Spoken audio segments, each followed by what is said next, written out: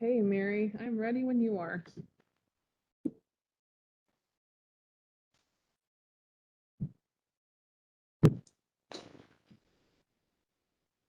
Meeting of the Nebraska Highway Commission is now in order. And with a little welcome to this meeting, both those here in person, all those also here signing in as Zoom participants.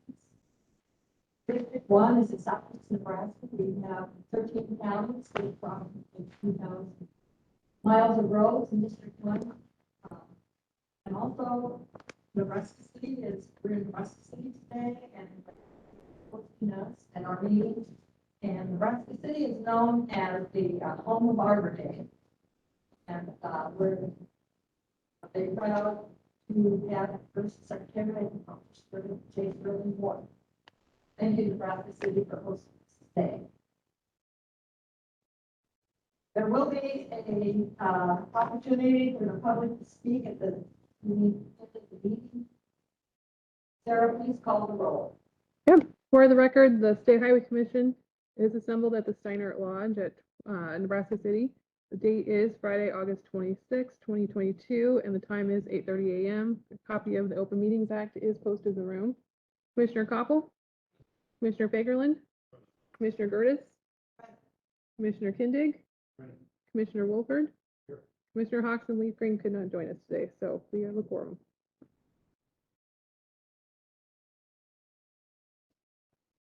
Next on the agenda is the approval of the June 24, 2022 minutes. Commissioner Koppel, Yes. Commissioner Fagerlund, Yes. Commissioner Gertis, Yes. Commissioner Kindig, Yes. Commissioner Wolford. Yes. Approved. Time we will have some introductions. Yes. I'd like to introduce property, approval and property highway administration. Also, we have a representative for Senator Dorn, and he is joining us by phone. Senator Dorn. Also, we have with us today, Lou and Lou is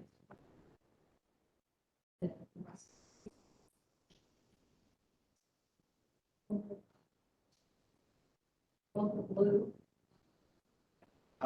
On behalf of the mayor, the city council, people of Nebraska City, we welcome you. If you've got time after this, there's plenty of amenities around here to check out before you head back. And noted when we first got here, there's also a movie theater. So if you want to get yourself into a film, see me, you can go there. Other than that, something to do here in the city, and we're all looking forward to hear what's going on as far as the road. Thank you. Thank you, Lou. Moving on with our meeting, we will have director's remarks by Tom Silver. Thank you, Madam Chair and Commissioners. Good morning. It's great to be here. It's been a while for myself. The last commission meeting, I was on vacations. For one vacation I've taken, great time here. Got a lot of things to cover. So there's going to be a short and hopefully there's something to First, I'd like to cover a little bit about EJF and infrastructure law. One thing is just in a week or so, there's major discretionary things for these. Fortunately, the department itself did not get any raise. It was revitalized American infrastructure for sustainability. But the two communities did being Lincoln for a multi around 23 million. For also about 15 to build a pedestrian bridge structure. So we're pleased with that. At least perhaps they did get some benefit out of the discretionary grant, which is about $2.2 billion. We're going to continually work and evaluate this. There is formal selection criteria, and there's projects that got picked, and it's a majority of the probably follow some of that stuff. Analyze and scale.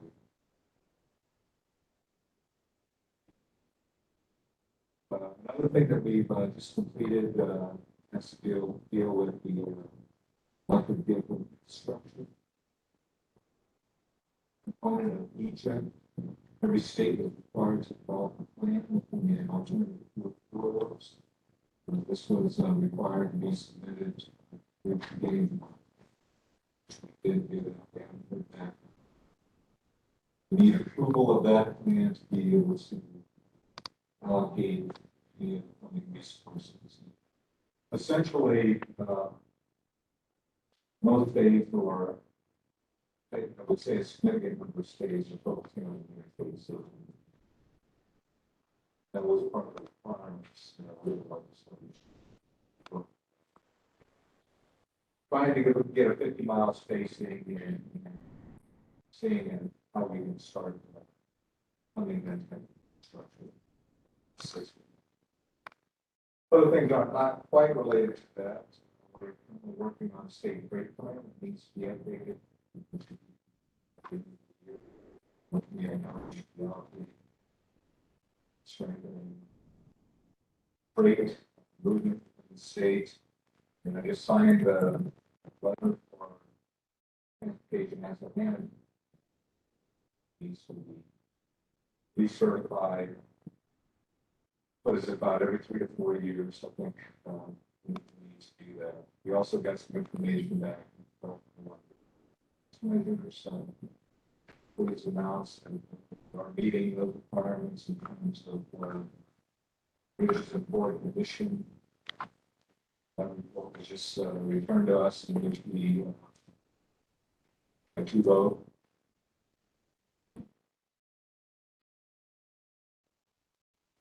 Where the maximum amount of four bridges is 10% of the system. HLs. And we came to tubes. So that's tremendous. Some of the other things I want to talk about, I think some of the questions that we have considering the environment, what's happening with our revenue streams and our costs, as we're coming out of the pandemic, and now we find ourselves with extreme inflationary pressures. And, how's that impacting the agency? We have monthly cash flow meetings in which we look at our revenues. And I would say at this point, we're not really seeing it yet. People are still buying fuel. They're still buying vehicles if they can find vehicles. So I wouldn't say it was growing as fast as it was for a while, but it hasn't really necessarily decreased or was impacting us based on the data. The other area that we're looking at is really the cost, what's happening there, and we really don't have a clear picture yet. We have some materials that are increasing in cost, or the availability isn't quite good. Some of those materials might be by bituminous oil. It's had a significant increase. That's a portion of our costs, and we're doing asphalt overlays for asphalt pavements out there. The data I looked at is the cost right now is about 60% higher. So, but in other areas, we're not seeing that. We're starting to get into time of the year where we're going to have more significant lettings to be able to sell. So hopefully, we're not going to see significant inflationary impacts. If we do, there will be more discussion on speaking to deliver a program.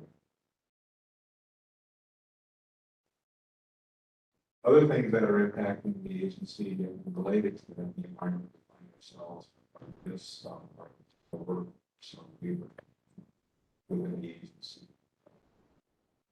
We're having significant vacancies in several classifications, one being CDL drivers, another being engineers, another being the technical staff. As you've probably seen in the news, there's a lot of other public agencies, local agencies, significantly increasing their wages. So they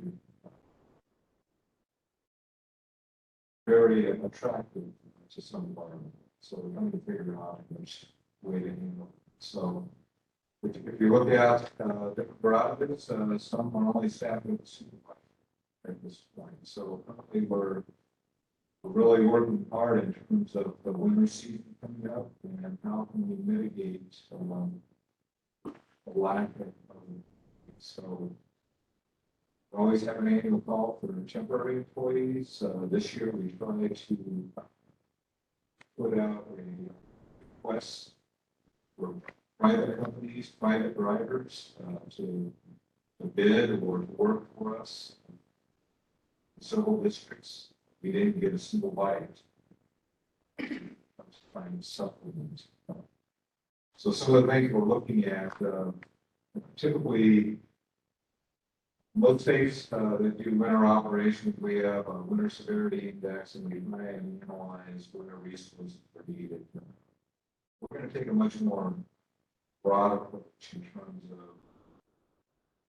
not necessarily the severity of the snowfall, but the severity in terms of how it impacts us operationally. And we have the ability to reallocate resources from one garage to another, district to another.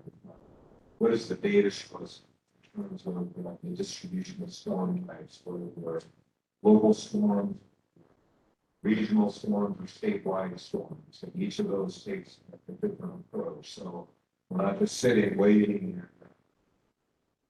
fearful of what's happening. We're taking active measures in which we develop strategies in which to hopefully still provide the service that the public desires and expects.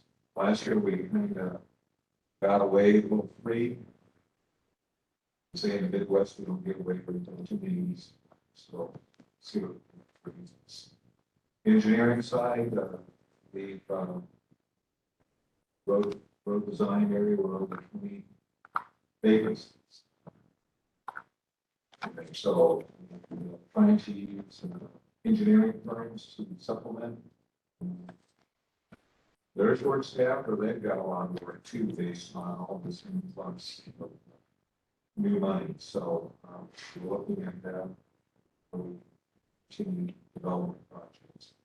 That goes along with the technical staff, whether it's the design or environmental policy of our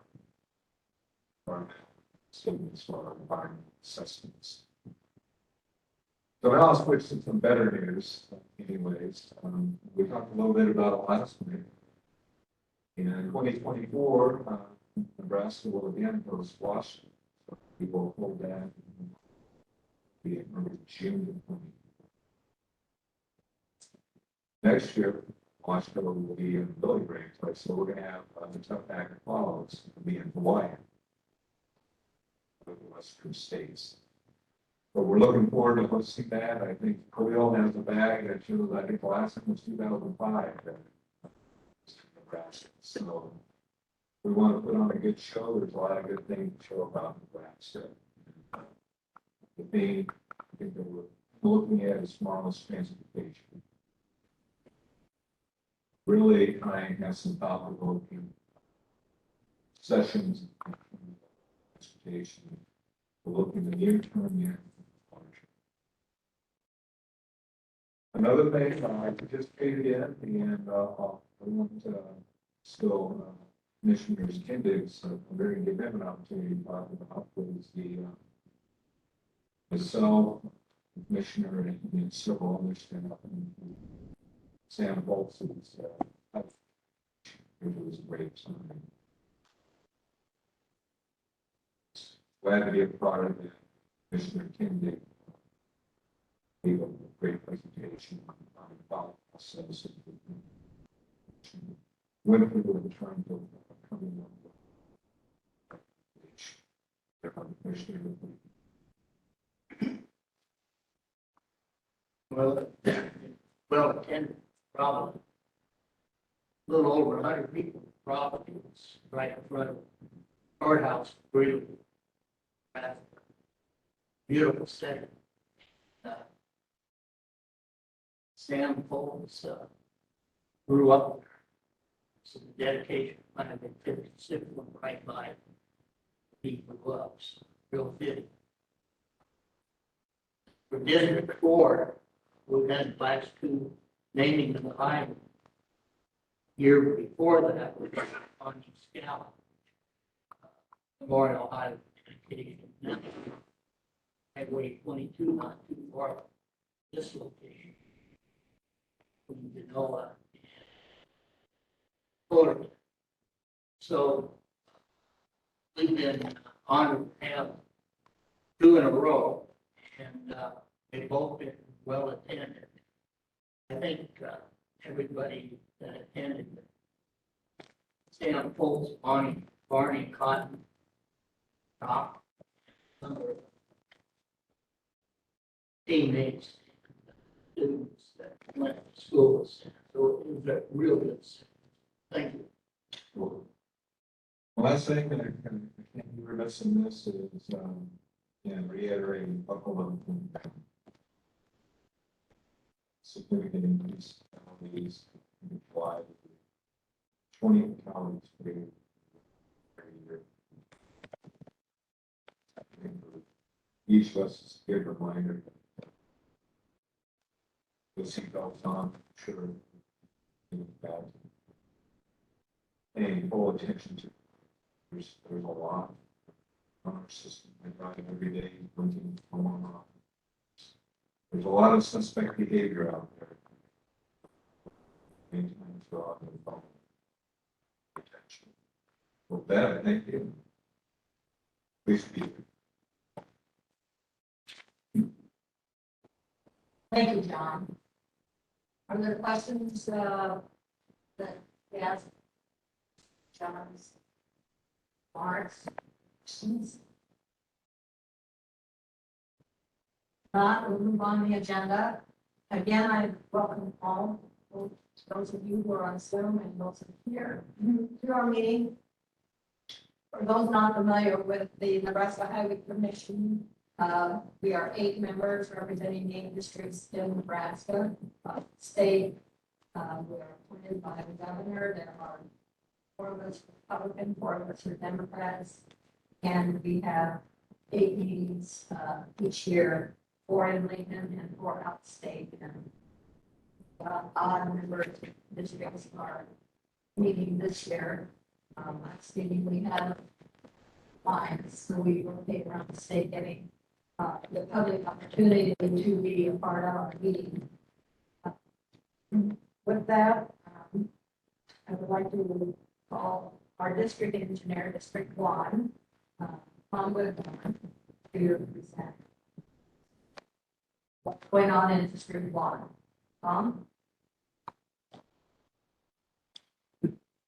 Putting at the front.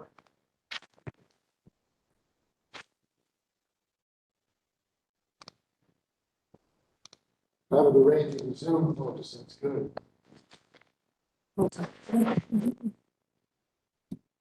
Hi, welcome to the District 1 program meeting. Thank you for coming here today, and thank the Highway Commission for allowing us to share our program with you and folks in our district. Click on a slide. Are you going to click slides or am I going to click? Yep, just give me 1 minute. I gotta get them powered up.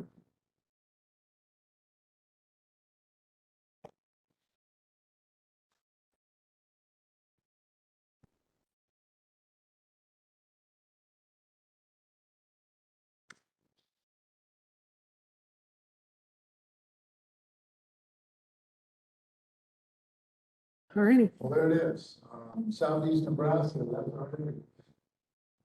You're all constituents of this group.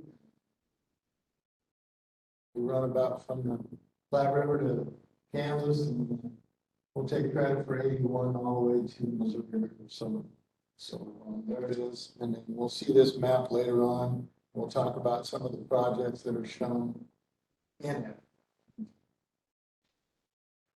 We've had a busy year again in the district. There've been a lot of questions. I think we've got some folks online, might want to clear up some things. We're gonna help try to get some answers and get you to understand some. Today, I'd like to start by going through some safety topics. We'll cover that, and John Butler is going to step up here and talk about one of the more significant ones that's been generating a lot of questions out on I-80. And then I'll provide an update on the Lincoln South Beltway for those of you who are curious about what we're doing with that money. And then I will discuss the program going into 2023 and beyond. So I mentioned our team. Our team in District 1 is Bob Rankin, is a district operations manager. All the activities going on the road and all the guys in the shops in Auburn and Falls City and all the various places, Fairbury, David City, all those places. Those are all under Bob. He runs the operations. Kurt Muting is the construction engineer. He oversees all the construction. We have construction offices in Tecumseh and Fairbury, and we run jobs pretty much in every corner. I think we had this year activity. Jared Creer, Justin Ghetto Santos, so the two other names that you may come up. And if you had called the district, and you either want Bob or Kurt, those two guys are young men that are stepping up to man the district, and some of us move on. So safety, there've been 146 fatalities in Nebraska through July of this year. That's slightly up over past years, maybe a little more than slightly up. That disturbs us in this industry.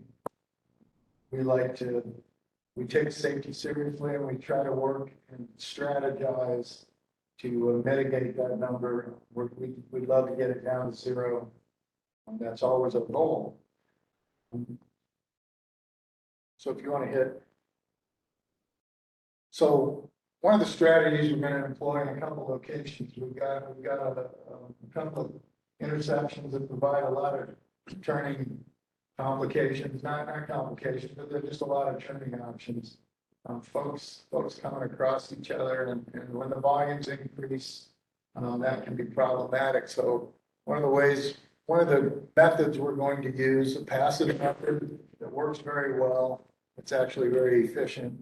The one you see on the left is at Pleasantdale. It's worked wonderful. The other one's not in my district, but those are large roundabouts navigated easily by trucks. And you're going to see a couple of those going in on one near Ashland, one near Water.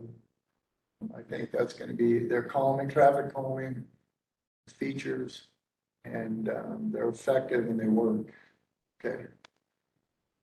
One of the things we do that I think is, we discussed a little bit last night, one of the more important things, and certainly for folks as I move into my 50s, the striping, keeping it bright, keeping it clear, keeping it non-conflicting. And we work hard on that. Our district striping crews have done over 600 miles of district striping this year. We have our own striping crew. It's been hard. Materials have been hard to get.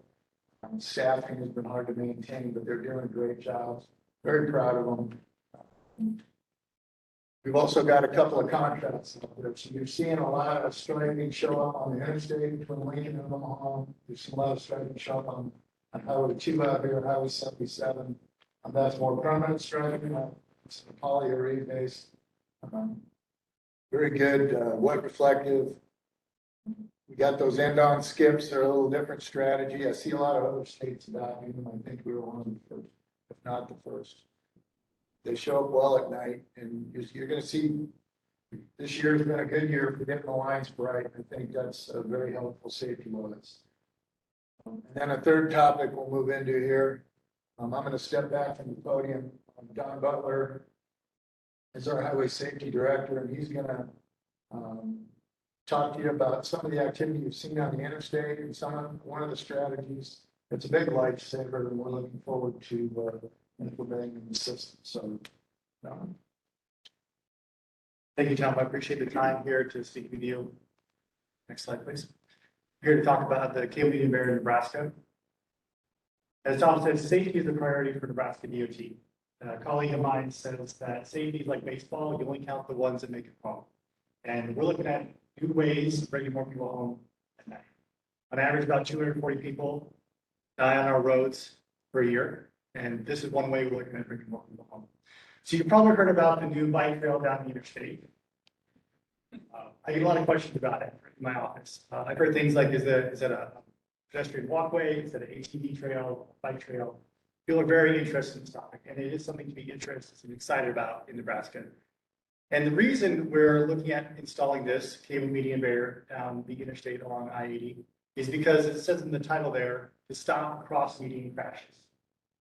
As people are traveling down the interstate for various reasons, they will leave the roadway towards the median, cross over, and hit head-on with the vehicle traveling the other direction. These are typically very, very severe. About 12% chance that it ends in ending someone's life for each crash. A very high probability in that regard compared to other types of crashes. And so we are looking at ways of reducing those crashes, either by eliminating the crashes completely or reducing the severity, so it ends up being not life-threatening. Here's an example of these crashes. You would think that as wide as our medians are, people wouldn't be going all the way across, but people are. This is an example near Milford that occurred this spring. In fact, this is exactly along the corridor where we saw that cable median barrier you saw in the previous picture. In this case, a vehicle, semi-traveling down the interstate, crossed over and hit head-on with another semi. You can imagine at 93,000 pounds, 75 miles per hour, hitting each other. There's a lot of energy going into that impact, and our bodies cannot tolerate that. And so this ended up 3 people losing their life. And these are exactly the kinds of crashes that we want to stop. Next slide, please. So we looked around at what's working in other states, what's working nationally. We found that a federal highway proven safety countermeasure is cable median barrier. Has a 95% chance of reducing cross median crashes, which is exactly the crash we're targeting in this case. Next slide, please. But we don't just take the federal government's word for it. We talked to our peers. And so we looked at other states, Missouri, Tennessee, Oklahoma, Texas, Iowa, other places, and they're seeing success. Their early adopters were still catching up because of some of the geometry and design decisions we made. But it's working very well from 82 up to 97% reduction in fatalities. And so this looks like it's going to be very successful for us to get this on our roads. Next slide, please. So what is cable median barrier? Something that's called median cable guardrail.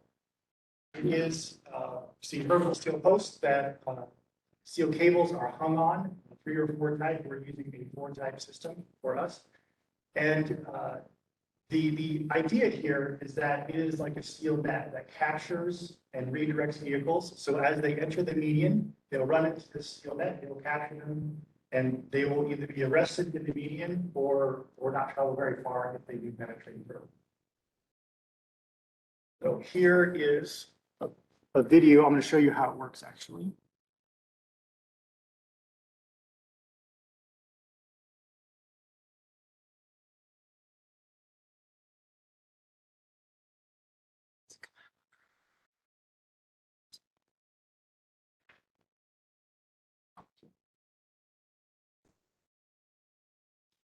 Full screen. I want to slow down.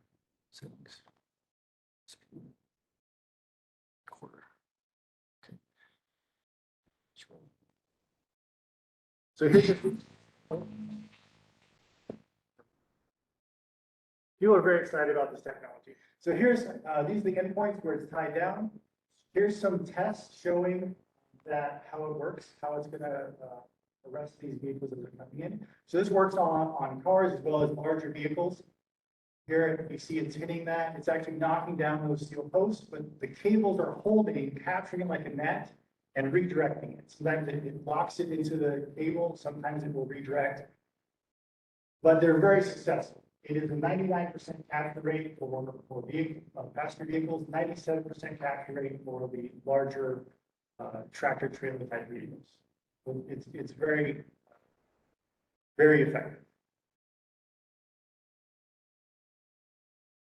See, even at high speeds, they work very well. Angles. These are tested and proven technologies that we want to bring to Nebraska.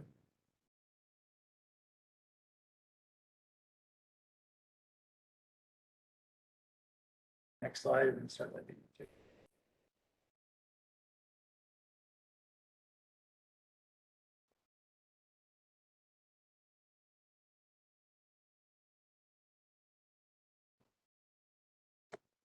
That's the video. So tests are great. They work in controlled environments. How does it work in the real world?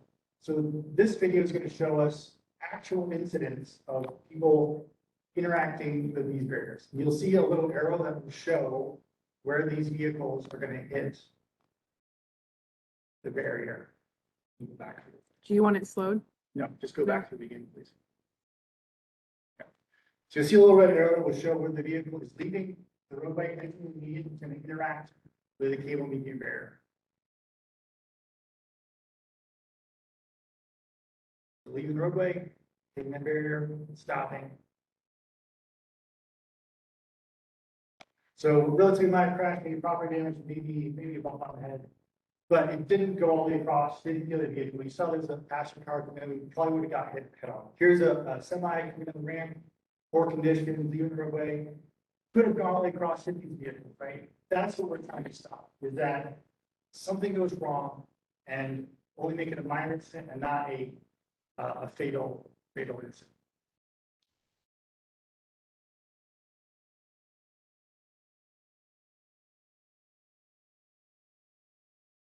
The roadway gets captured.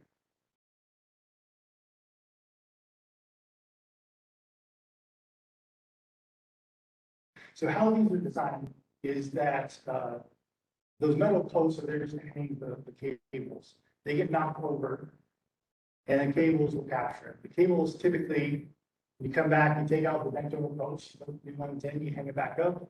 A few $1,000 for the repair, and it's back within 30 minutes typically. It's a very straightforward system.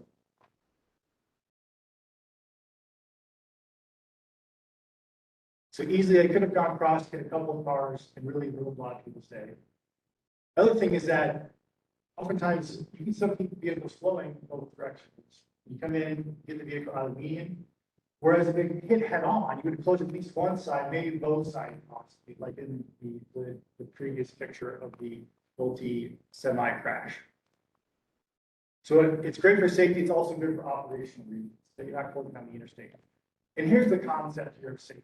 Is it a redundant system model?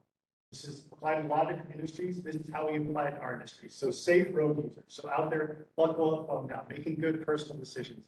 And our law enforcement helping people make those decisions with citations and other support. Safe vehicles. So making sure that we have airbags and crumple zones on our vehicles.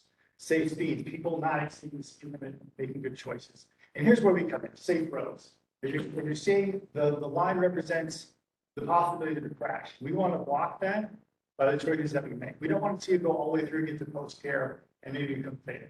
And so this is the step that we're looking to take, is adding a cable median barrier. So even if there's a failure in the road user choices for whatever reason, we're going to capture them and make sure it's not going to be a fatal incident.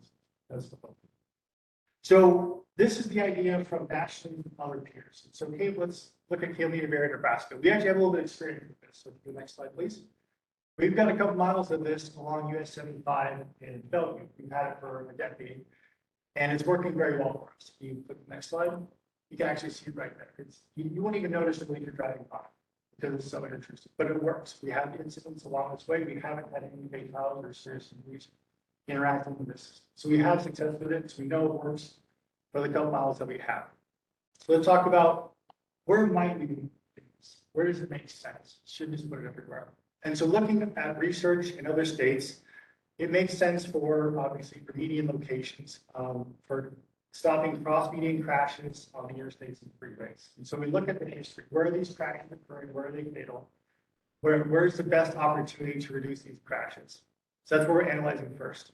And typically, they tend to be high volume, narrow median locations. That's your exposure, is that it's narrow median, more likely to cross over, and there's more vehicles more likely to leave the roadway. And the idea here is not to eliminate crashes, we're still gonna have crashes, but they're not gonna be fatal or severe. That's the idea, is converting them from a fatal or severe crash into a low injury or non-injury crash. And you can see that here at the bottom. This is actually from the Iowa study, where they looked at their years of installations in these locations, and these are the successes that they're seeing. And we use these because these are somewhat conservative compared to what we're seeing in other states, right? So it shows a 62% reduction in fatalities, a 31% reduction in severe life-changing injuries. And then as you go down, it actually increases property damage crashes. So you're gonna get more nuisance hits. That's gonna happen. We talked about this study. This will happen. But you'll have less, interstate closing, life-ending crashes. So you get more nuisances, someone hits it, they get in the median, come pick them up later on, get their vehicle out of the road. But that's what we're going for. That's the goal here. So next one. This is where we're looking at putting it first, based on the criteria of crash history of these crossover median crashes. So here between Pleasantdale and Utica is the first place we're looking, because it is a higher volume and one of the more narrow sections of the median. As it shows here, there's 140 crossover median crashes in 5 years between Lincoln and York. And with a 12% fatality rate, there were a number of fatalities that occurred, 5 of them, right? So we want that to get to 0. So that's where we're starting here. Next one, please. So that's why we're installing cabling there on the interstate. We're getting a lot of interest and questions, and we're doing that. I'm glad to inform people about this safety tool that we're going to be using, and making sure we put it in the right place. So we're looking at where the crashes are occurring, where does it make sense to target the safety feature. So thank you for your time, and as the director said, make sure you buckle up with your phone out. That's it. Thank you.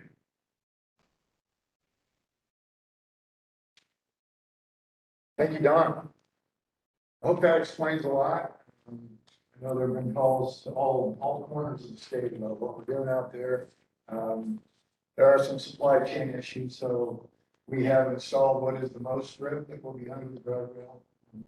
Helps us maintain that, helps those sleeves stay in place, so the change out when the cable does get hit is pulling an old post, sliding a new one into a preset slot and reset the cable. It's a fairly quick turnaround.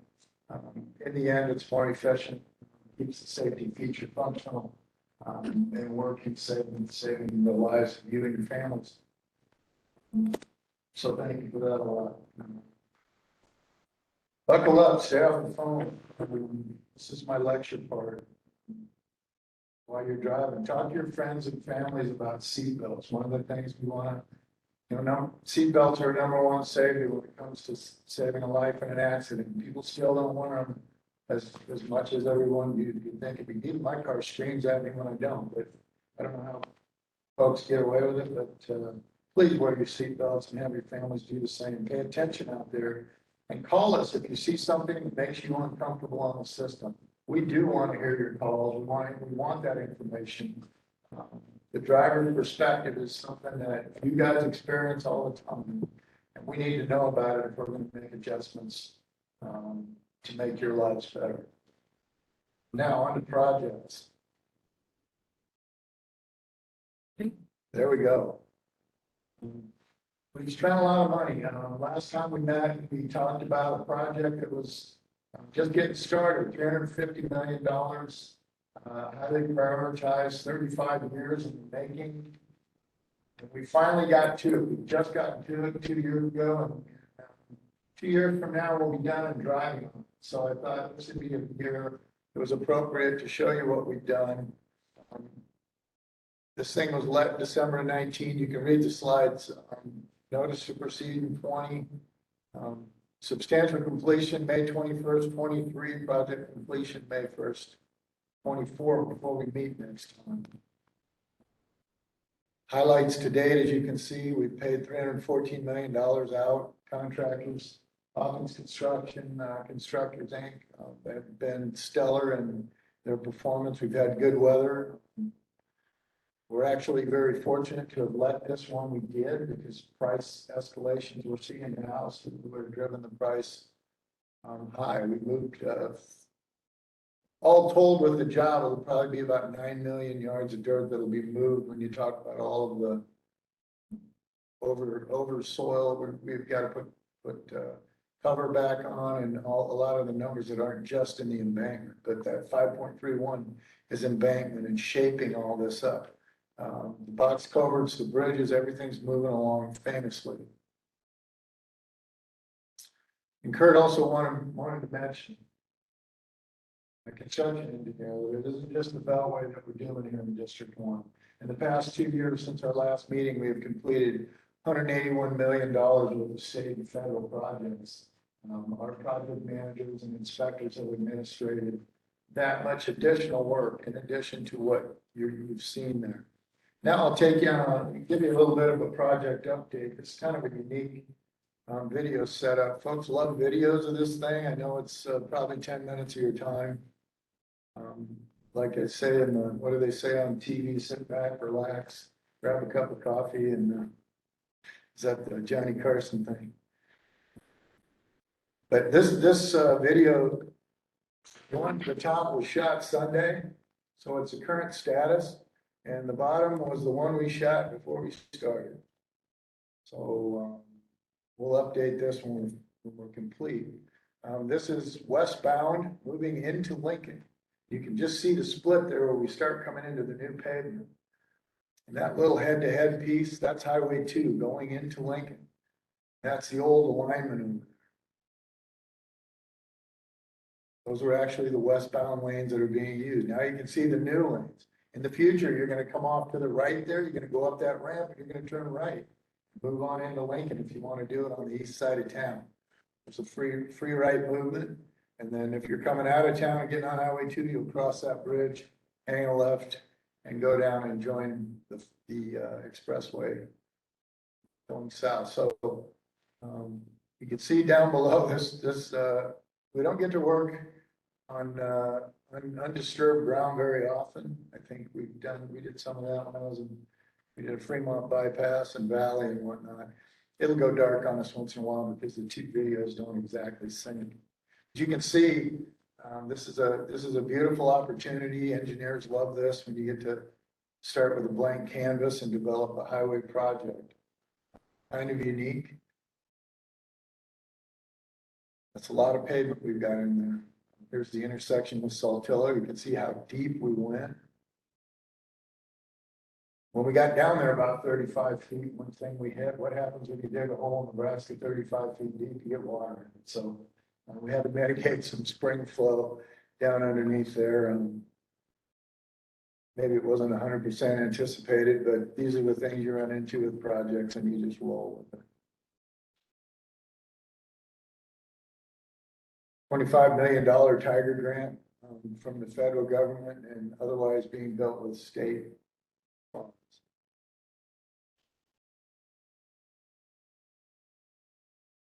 Hopefully we get the trucks on this. We'll get them out of the city of Lincoln.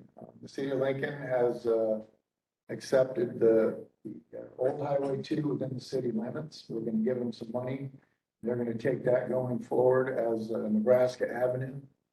And Highway 2 will come out here. Now, we did that folded diamond right there. You can see the wetlands on the southeast corner. We saved those wetlands by folding that interchange over and changing the configuration. That all helped in the environmental process and getting permitting. Overall, we had 17 acres of impact, which we will mitigate in other wetland sites. But that's a remarkably small amount of impact to wetlands for a project this size. Go 11 miles cross country, and I think we did a fine job of avoiding negative impacts. This is a typical pattern for the interchange. You see these kind, I call them tiered out roundabouts. They're not really roundabouts, but you see how fast people drive through them. Actually, the camera helps that, but The Beltway's not open yet, but we are getting a few stragglers come down there to test out the speed of some of their vehicles. I think the state patrols have some good stories about, pulling a few of them over. We don't recommend that because, number one, it's illegal. Number two, there are things piled out there that, folks need, you probably can't see them at night. We try to mark everything for the safety of the project, but once in a while there's a pile you might not want to hit at high speed. You can see getting these county road routes open. We kept every other one open during the project, but getting these county road routes open, that 54th Street is a lifesaver for the folks down south and the school traffic and everything else. We fit this together about as well as it could have been done. There was an anticipation of a lot of pain, a lot of disruption, and I think we probably felt about half of it. Folks out there are really happy. This 27th Street interchange will be very significant for the city of Lincoln. It's going to be one of the last features built because it doesn't really line up with what the city's probably going to build going in at this point. But we'll have a roundabout on Saltillo over there on the right side, and this will be one of the last things. We don't need this in place 100% to open, although it probably will be. A lot of bridge crossing, a lot of embankment to build up, a lot of settlement had to occur. Quite a remarkable effort by the Hawkins folks to pull this off. And Ames Construction came in and did some grading work for us. They were really, really champions of that. You can see what the ground looked like before underneath. A lot of bridges, Jamaica Trail, had to keep that open. 25th Street. Some folks talked earlier about how much of an economic development opportunity this is for Lancaster County and the city of Lincoln, and it certainly is. This was our nemesis when it came to phasing. This was the one thing that held the potential to hold the job up the most, but it's come together well. Hawkins and Kramer and United, 3 companies that built bridges, 21 bridges, and then Constructors Inc. did the paving on this end of the project. You kind of see there wasn't much there before. We turned it into a big interchange. Who'd ever thought we'd see something this urban down on the south side of Lincoln, down on the corner down there? It'll turn to the north a little bit. You can see Saltillo Road, the 2 loops there. There's a roundabout on either side of that bridge. The truck stop has stayed open and functioned the entire time through the project. They're happy. The job is going to be certainly successful on a timeline. I think the construction quality has been very good, and it's moving right along. So there's your update. I thought I'd throw that in there. I know it takes a little time, but for those of you who haven't, we have a website. We do post these things at the website. You can see these flyovers. They've been wildly successful. Kind of a new technology thing, just go back 5 years, we wouldn't be able to do this quite so well. But so there's end to end what it looks like. The interchange on the right side of the screen, the interchange on the left side of the screen, and how it's all going to fit together in the end. So we'll get to some questions about all that in a little later. So we'll put up the program. Again, Mary is our highway commissioner. I'm your district engineer. You saw the map of the district. Those maps are available online. You can go in there and see color coded on the projects that will be coming in the next year. This is 2023.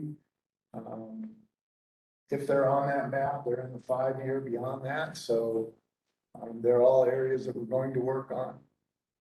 Sometimes there's a few additions, sometimes a few things don't get pushed out, but some of the bigger efforts after the Beltway, we've still got some from last year. We're trying to get good bids on, trying to get a good top on Highway 77 from the interstate south. We're trying to get Verdon east and west down in Falls City. We're trying to get a a couple of bidders in on that, see if we can put a price square. The first bid came in a bit high. We're trying to do Pawnee City Southeast. We got some bridges down there. We actually split that project into two to make it, it's kind of a big elephant. We tried to eat it in smaller bites. So, now for the folks out here down in this corner, we're seeing a lot of projects on Highway 50. We're trying to get that overlaid. It's got a really good concrete foundation. It's put down about 1950. Before it falls apart, we wanted to get a good asphalt top on it and hopefully get a longer term preservation strategy in place all the way from the Kansas line up to Syracuse. We're doing Syracuse South. We're going to let Tecumseh South and Tecumseh East, both, and also on 136 there. That was looking a little tattered. And one of the jobs that probably my highest priority, and we've had a lot of environmental difficulty delivering, is Brock. I forgot about you. Highway 67, Brock at 75 is in dire need of surface repair. And the bridge isn't very good either, so we're gonna try to fix all that up. There's a lot of design staff working on it. We are 20-some designers down in Lincoln, so they're pedaling that bike as fast as they can. We've also got Wahoo to Fremont. We're trying to get a good surface on that, and that's a complex situation up there. We're going to do the interstate. We're going to push. We've got some infrastructure that's aging on the interstate. We're going to try to start moving into the 6-lane expansion. The first pitch will go from the end of what you see out there to Pleasantdale. We're going to get out a 6-lane. The median will be closed. There'll be a separation median all the way out. You see the traffic out there. You saw some of Don's videos. That's a daily, I mean, he didn't have to work very hard to get those pictures because it looks like that all the time. And the truck traffic, I don't know how we could have ever anticipated this when we built projects back in the day. They weren't made for the kind of truck volume we've got. Very proud of the guys for keeping up. We're 30 people down in the district. Again, we're pedaling that bike as fast as we can. We want to deliver a great project to you all. We want to spend your money in a way that makes everybody proud and gets us the most product. So with that, I don't know if you want to move into the questions phase. Next up is public input. So if you want to take questions on your presentation, we can move into public input right You now. can just move into public input. So before I sit down, I just say thank you. We get a lot done when we work together. And I'll just say, love each other, go forth and be safe. Wear your seatbelts, work with your families on being the right thing. There's a lot of things to distract a driver out there in the world right now. Put the dang phones down and drive. So with that, thank you.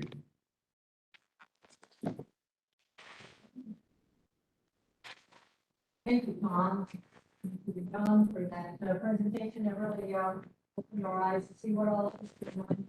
Drive on it. We just don't have a concept of what else is going on in your district. And this is awesome, especially the Beltway project. After 37 years, and it's pretty exciting to see that happen, along with the other projects. District. Do any of your commissioners have any questions, Tom or Don? You have one, Greg? What's the current? But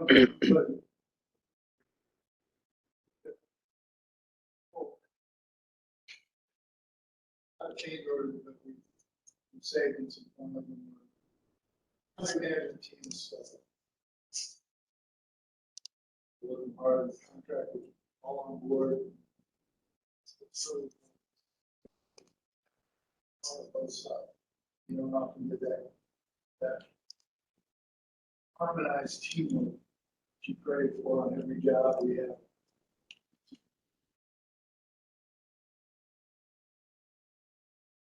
Thank you, Greg. Are there any other questions for Tom?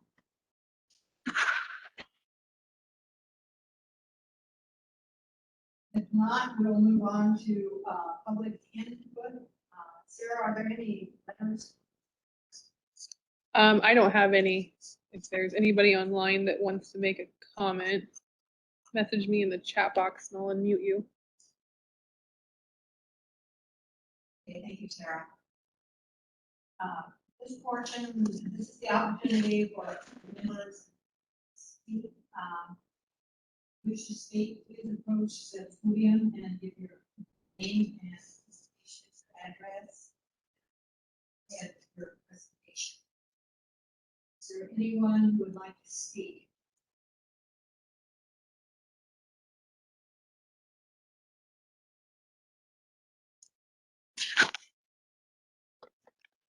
Hi, my name is Teresa Klein. I represent the Wahoo Economic Development and Chamber of Commerce. I just want to again reiterate thank you for the changes that have been done to one of our intersections there around Wahoo.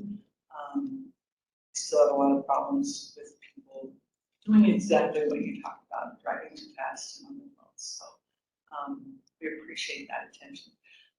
Did have a single question that had come up. Plans for the roundabout you mentioned, Tom, on the north side by the lake.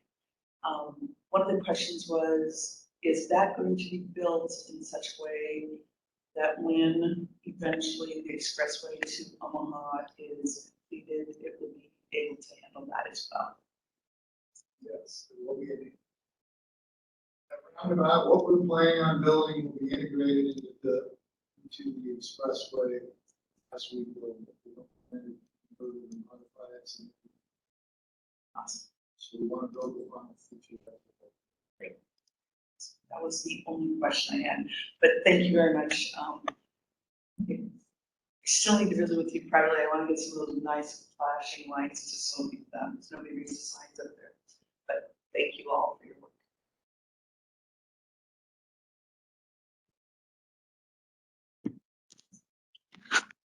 Thank you, Teresa. Is there any other, who would like to come forward for?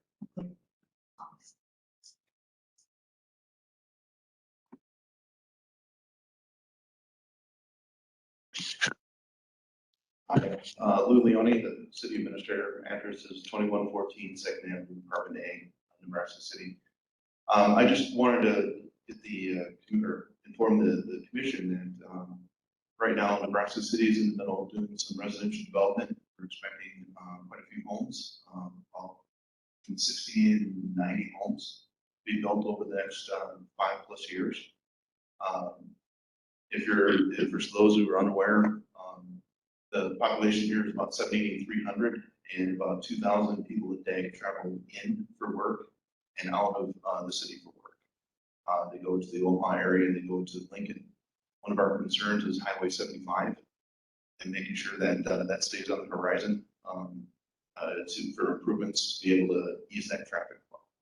I just wanted to bring that up to the commission and let you know that we are experiencing some growth in the years to come.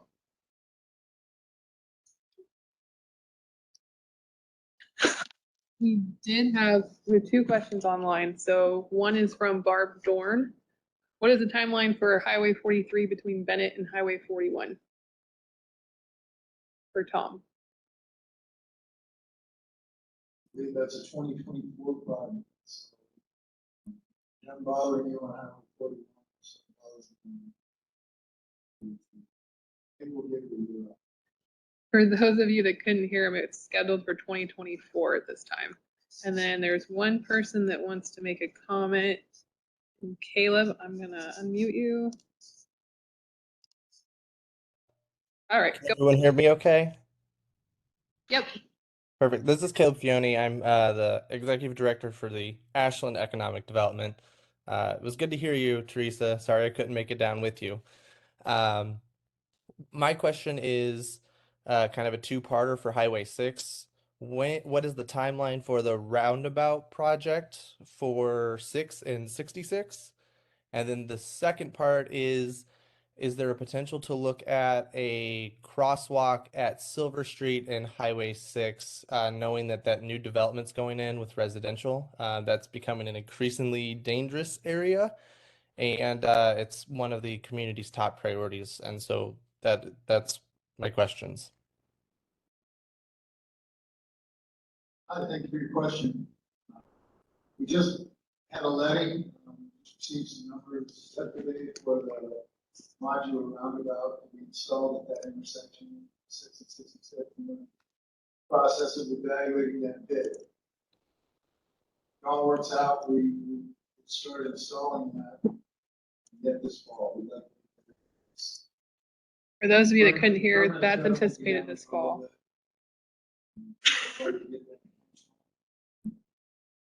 And crosswalk, kind of up to the city, we get the city with our, coordinate with our traffic division, and we can get what advice you need.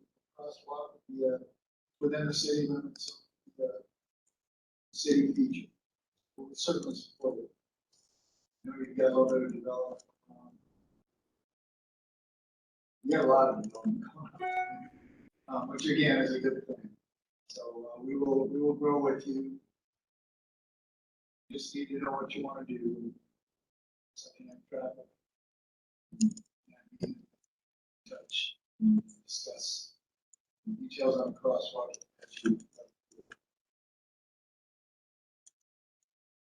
Appreciate it. Thanks, Tom. Thank you.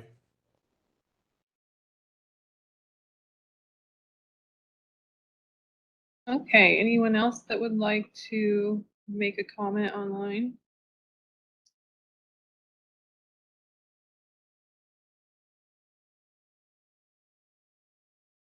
I think that's everyone.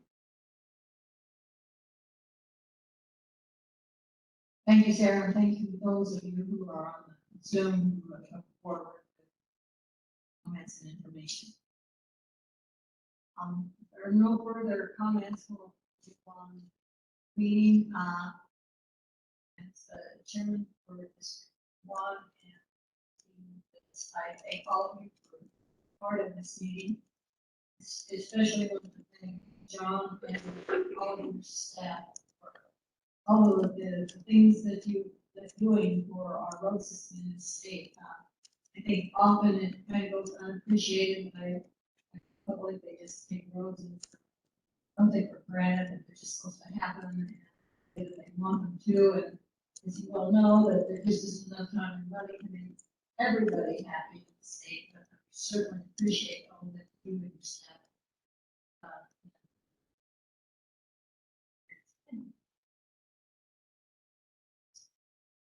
With that, we'll turn the public meetings calendar over to Sarah. I have 3. I added 2 just because they're big projects for the state and there's a lot of anticipation for these ones. So we have Minutair to US 385 project. We'll be out for a public meeting on that one on September 8th at the Minutair High School. We will also be in Red Cloud on September 29th for the In Red Cloud project, and that's regarding the Brook Streets. That'll be September 29th from 4 to 6. We are also anticipating being out on October 13th for the it's actually part of Murray to Plattsmouth. It's for an R-cut proposal at the intersection of Highway 1 and Highway 75. So we will be out for that one as well. And then the next scheduled Highway Commission meeting is going to be September 23rd at the NDOT headquarters at 8:30 a.m. That's all I've got. Thank you, Sarah. Is there any other business to come before the commission? Any comments, the commissioners?